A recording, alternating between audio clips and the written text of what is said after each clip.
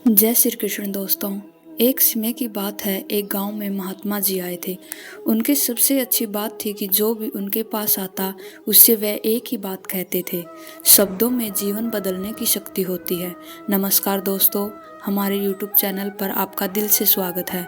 दोस्तों, कहानी शुरू करने से पहले वीडियो को अपने दोस्तों को ज़रूर शेयर करें। चलिए दोस्तों, कहानी शुरू करते हैं।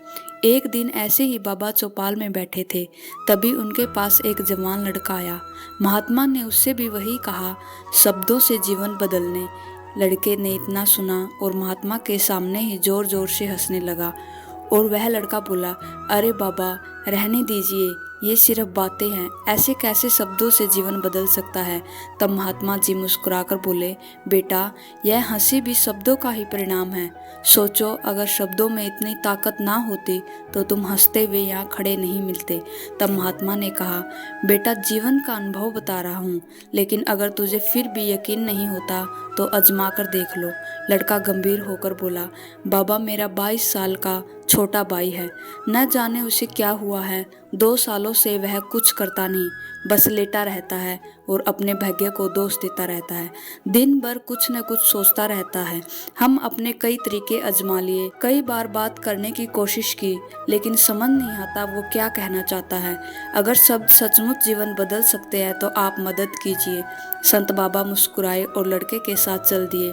वो लड़का संत बाबा को एक खेत में ले गया। लड़के की तरफ इशारा करके बोला, बाबा, यह है मेरा भाई जो पूरे गांव में आलस और कामचोरी के लिए मशहूर है। आप कहते हो कि शब्दों की शक्ति से जीवन बदल जाता है, तो इसका जीवन बदल कर दिखाओ। संत ने देखा लड़का निश्चित भाव से पेड़ की छांव में सो रहा है। संत बाबा लड़के के पास गए और सर पर हाथ फेरते हुए बोले, बेटा, उठो, बहुत देर हो गई सोते हुए, अब जागने का समय है। लड़का आश्चर्य के साथ उठा। लड़के को आश्चर्य इसलिए था कि क्योंकि वह बहुत दिनों से लोगों के ताने और झिड़कियां ही सुन रहा था। आज अचानक किसी ने अपने पन से पुकारा है। आंखें खुलते ही उसने पूछा, आप कौन है बाबा?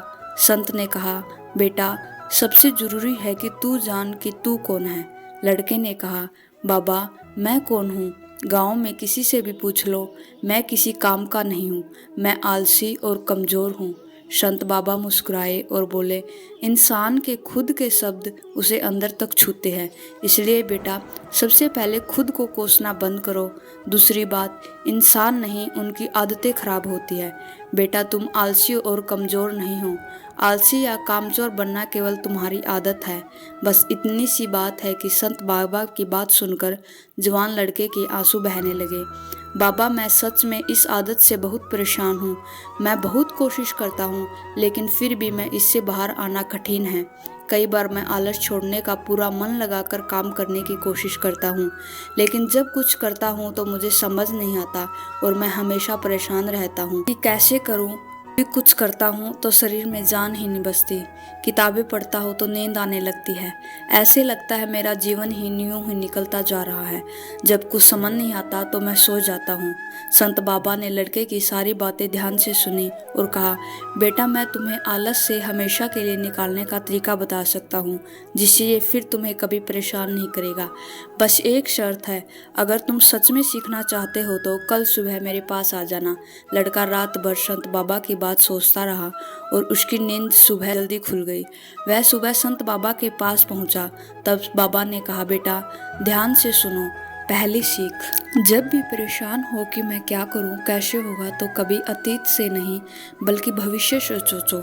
जीवन में आगे बढ़ने के लिए अतीत में अटके रहने की बजाय भविष्य की ओर ध्यान देना जरूरी है। अतीत में हुई गलतियां या नाकामियों पर पछतावा करने से कोई फायदा नहीं। हाँ, उनसे सीखना जरूरी है ताकि भविष्य में उन्हें दोहराया ना जाए। हमें हमेशा सकारात्मक सोच रखनी चाहिए और भविष्य में क्या हासिल करना चाहते हो इस पर ध्यान केंद्रित करना चाहिए। लक्ष्य निर्धारित करने और उन्हें पाने के लिए योजना बनाने से प्रेरणा मिलती है और जीवन में आगे बढ़ने में मदद मिलती है। यह भी सच है कि भविष्य अनिश्चित होता है, लेकिन इसका मतलब यह नहीं है कि हम उसके बारे में सोचे ही नहीं। यदि हम अपने सपने नहीं देखेंगे और उनके लिए प्रयास नहीं करेंगे तो हम कभी भी अपनी पूरी अक्षमता तक नहीं पहुंच पाएंगे। हमें वर्तमान में जीना चाहिए, अतीत से सीखना चाहिए और भविष्य के लिए योजनाएं बनानी चाहिए। दूसरी सीख, हर दिन कर्म करो बेटा। जीवन एक दिन नदी की तरह बहता है और कर्म ही उसका जल है। यदि तुम कर्म नहीं करोगे तो तुम्हारा जीवन स्थिर हो जाएगा, तुम्हारी आत्मा तरक्की नहीं कर पाएगी। मनुष्य दो प्रकार के कर्म करता है, शुभ कर्म और अशुभ कर्म।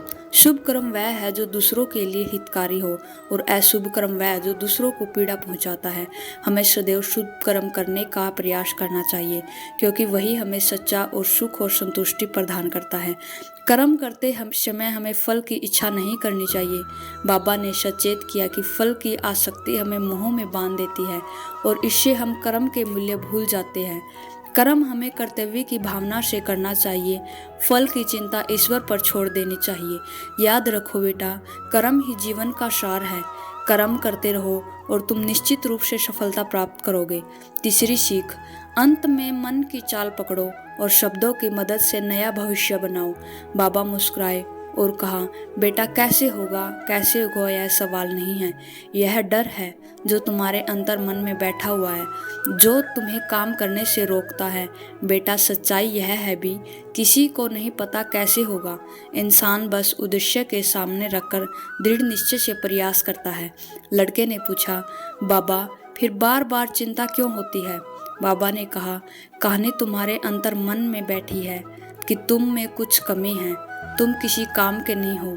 इसलिए जब कुछ करने की कोशिश करते हो तो अंतर मन कहता है, बस इससे ज़्यादा मत करना, नहीं तो फेल हो जाओगे। मन को चोट लगेगी, इसलिए तुम्हें चिंता महसूस होती है और तुम स्थिर पड़ जाते हो। लड़के ने पूछा, इस परेशानी से मैं बाहर कैसे निकलूंगा? संत बाबा ने कहा, बेटा मैं तुम्हें एक रहस्यमय बातें बताता हूँ जो लोग जानते हुए भी अनदेखा कर देते हैं।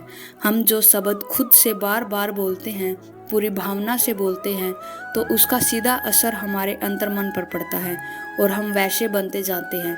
तुम्हें अंतर्मन को नए संदेश देने की जरूरत है, जिससे वह खुद को कमज़ोर समझना और चिंता करना बंद कर देगा। इसलिए इन 5 वाक्यों को याद रखो और लिखो। हर दिन सुबह शाम पूरी भावनाओं से दोहराओ।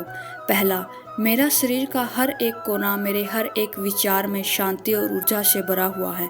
दूसरा विचार, ऊर्जा और मन हमेशा मेरे नियंत्रण में है, हमेशा मेरा सहयोग करते हैं। तीसरा, मैं अपनी सफलता के लिए प्रतिबद्ध हूँ, विकास के हर मौके का स्वागत करता हूँ जो अपने आप बड़ी आसानी से प्रकट होते जा रहे हैं।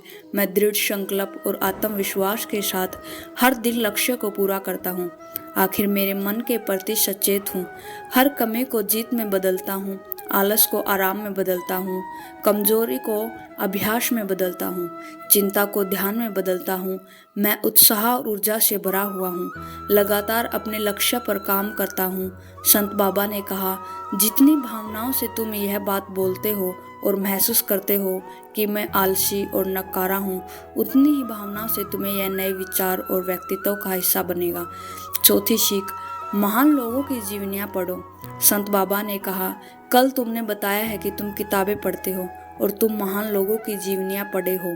तुम इनके जीवन से बहुत कुछ सीख सकोगे। कुछ पेज हर दिन पढ़ो, जब तक ये तुम्हारे मन में छप ना जाए, जब तक कि तुम्हें इस किताब के हर चैप्टर अपने जीवन में रिपीट होते हुए ना दिखे।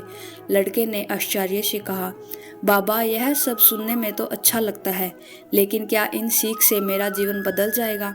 बाबा ने कहा, बेटा अब मेरी बात ध्यान से सुनो। अंतर मन आसानी से हार नहीं मानेगा। जब तुम आगे बढ़ो तो मौका मिलते ही वह तुम्हें पीछे खींचेगा, तुम्हारे पिछले सारे कड़वे अनुभव याद दिलाएगा, लेकिन तुम्हें इसकी चिंता नहीं करनी। जैसे जैसे तुम यह शब्द पूरी भावनाओं के साथ दोहराओगे, ईमानदारी से ध्यान लगाकर किताबें पढ़ोगे और इसके बारे में सोचोगे, तो तुम्हारे अंदर एक स्पष्टता जागृत होने लगेगी और धीरे धीरे मन नए सकारात्मक विचारों को स्वीकारने लगेगा। बेटा तुम्हें बस एक नए भविष्य और नए व्यक्तित्व का निर्माण करना है। लड़के ने कहा, ठीक है बाबा, आप जैसे कहते हैं मैं वैसा ही करूँगा। बाबा ने कहा, मैं अभी इसी गांव में जा रहा हूँ, लेकिन कुछ सालों में मैं वापस आऊँगा। अगली सुबह बाबा से मिलने के बाद पूरे दिन लड़के को नींद नहीं आई। वह देर रात तक सोचता रहा कि अगर मैं दुनिया घूमने लगा, नए लोगों से मिलने लगा और अपनी पसंद का काम करने लगा तो मेरी ज़िंदगी कैसी होगी। उसने डायरी में अपने लक्ष्य के बारे में कुछ लिखा और सो गया। सुबह उसकी आंखें खुली। लड़का आलस की आदत में फिर से फंसा हुआ महसूस करने लगा। वह दोबारा सोने ही वाला था कि उसे संत बाबा की बात याद आई। उसने डायरी खोलकर लक्ष्य को पढ़ा जो उसने पिछली रात को लिखा था। लड़के ने शांत होकर खुद से सवाल किया, मैं आज इस लक्ष्य के लिए क्या चीज़ कर सकता हूँ। लड़के ने लिखा, मैं बाजार जाता हूँ और पता करता हूँ कि लोग बाहर से क्या सामान लेकर आते हैं और कैसे व्यापार करते हैं। लड़का बाजार आया और अलग अलग दुकानों पर जाकर बैठने लगा, पर उसे कुछ नहीं समझ आया, ना ही किसी ने कोई मदद की। घर आकर उसका मन बहुत उदास था, लेकिन बाबा की बातें उसे याद थी कि शब्द जीवन बदल सकते हैं। जो शब्द लड़के ने बाबा से मिलने के बाद लिखे थे, वह उन्हें सुबह शाम दोहराने लगा। ऐसा वह हर दिन करता था। वह बाजार से महान लोगों की जीवनी भी ले आया और उन्हें पढ़ने लगा। कई दिन बीत गए, कुछ खास प्रगति नहीं हुई।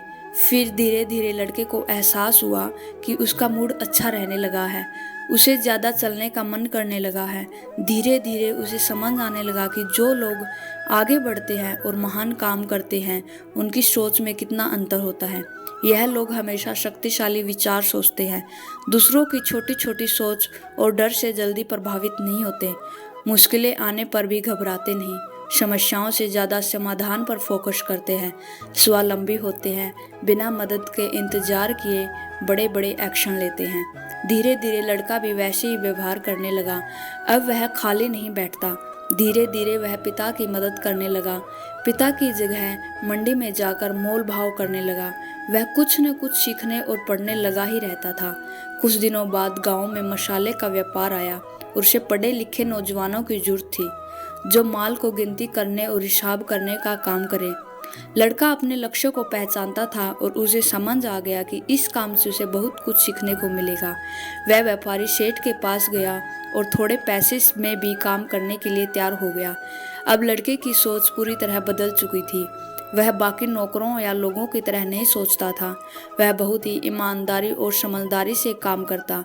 2 महीने में व्यापारी ने उसे सहायक बना लिया। व्यापारी ने देखा, इस लड़के की दिनचर्या सबसे अलग है। यह हर दिन पढ़ता लिखता है, सुबह उठकर ध्यान करता है, नई नई चीजें सीखने को तैयार रहता है। परेशानी आए तो वह विचलित नहीं होता। यह सबसे सम्मान से बात करता है। समय बीतता गया। व्यापारी ने खुश होकर लड़के को बहुत कुछ सिखाया। धीरे धीरे लड़का भी व्यापारी बन गया।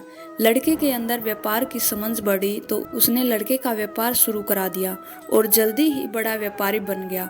उसका सम्मान देश विदेशों में जाने लगा। 5 साल बाद जब वह वापस गांव आया तो लोगों ने पूछा, अरे भाई, तुम इतना कैसे बदल गए? लड़के ने कहा, शब्दों में सचमुच बदलने की शक्ति होती है। लोगों ने कहा, अरे भाई, यह बात तो बाबा हम सबको कई बार बता चुके हैं, लेकिन हर किसी का जीवन तुम जैसे नहीं बदलता। लड़के ने कहा, सही बात है भाई, लेकिन क्या तुमने सच में बाबा से पूछा कि इस बात को जीवन में कैसे उतारना है? मन में सही विचारों से शुरुआत होती है, लेकिन एक बार इससे काम नहीं चलता। आपको हर दिन अच्छे विचार अपने अंदर रोकने पड़ते हैं, विचारों को कर्मों में बदलना पड़ता है। ऐसे बार बार करना होता है जब तक आपकी मनोदशा ना बदल जाए, जब तक यह व्यक्तित्व का हिस्सा ना बन जाए। शब्दों की शक्ति अद्वितीय होती है और वे हमारे जीवन को गहराई से प्रभावित कर सकते हैं। सही शब्दों का चयन न केवल हमारी सोच और दृष्टिकोण को बदल सकता है, बल्कि हमारे व्यवहार और संबंधों पर भी सकारात्मक प्रभाव डाल सकता है। जब हम प्रेरणादायक और उत्साहजनक शब्द सुनते हैं तो हमें आत्मविश्वास और साहस प्रदान करते हैं। इसके विपरीत जब नकारात्मक और अतो उत्साहित करने वाले शब्द हमारे मनोबल को गिरा सकते हैं और हमें निराशा की ओर धकेल सकते हैं। शब्द न केवल दूसरों के प्रति हमारे विचार और भावनाओं को व्यक्त करने का माध्यम होते हैं, बल्कि वे हमारे आत्म संवाद को भी आकार देते हैं। जब हम स्वयं के प्रति सकारात्मक और प्रेरक शब्दों का प्रयोग करते हैं तो हमें अपने लक्ष्य को प्राप्त करने के लिए अधिक प्रेरित और सक्षम महसूस करते हैं। इस प्रकार शब्दों को सही और समझदारी से उपयोग हमें एक सार्थक और सफल जीवन की दिशा में अग्रसर करता है। दोस्तों, अगर यह वीडियो पसंद आई है तो जय श्री कृष्ण जरूर लिखिएगा। जय श्री कृष्ण दोस्तों।